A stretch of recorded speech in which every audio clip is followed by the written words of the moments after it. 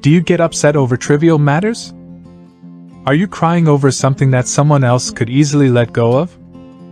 Overreacting can be external, such as yelling or excessively honking the horn in traffic. Or it can appear as if you spent all night thinking that you said something stupid or wondering why the store clerk was so rude. Perhaps you're aware that you're reacting inappropriately and wish to develop tactics for reacting more correctly. Here are a few pointers.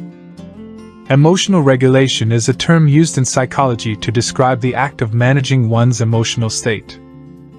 Emotional regulation strategies might involve either decreasing bad feelings or enhancing happy emotions.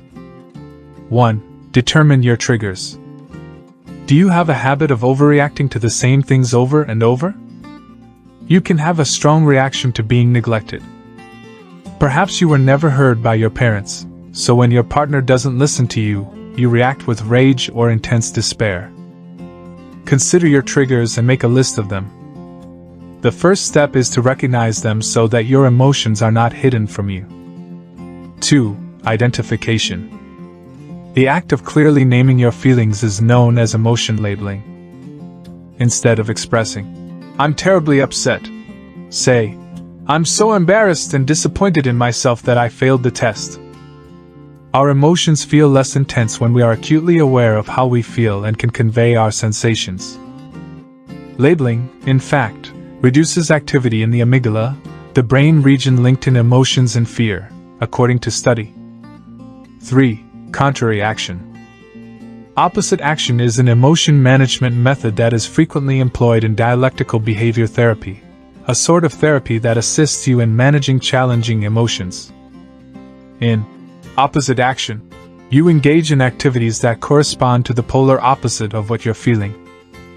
For example, if you're incredibly frightened on your approach to a test, act as if you're excited and confident.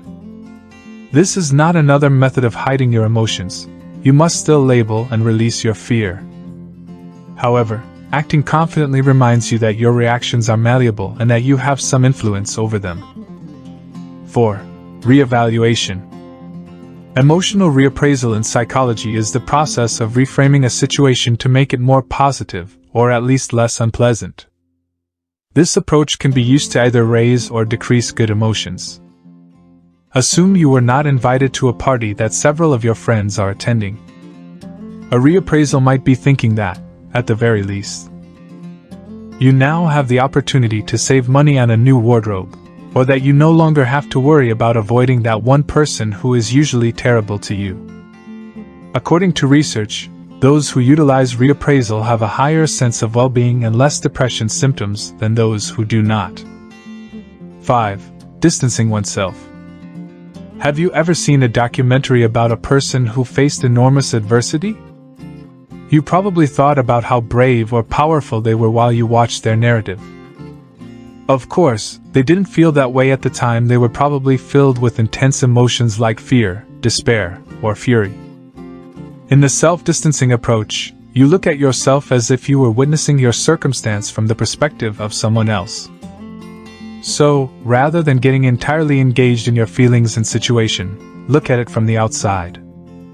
The self-distancing approach allows you to detach yourself from your situation and prevent becoming overwhelmed by your negative feelings.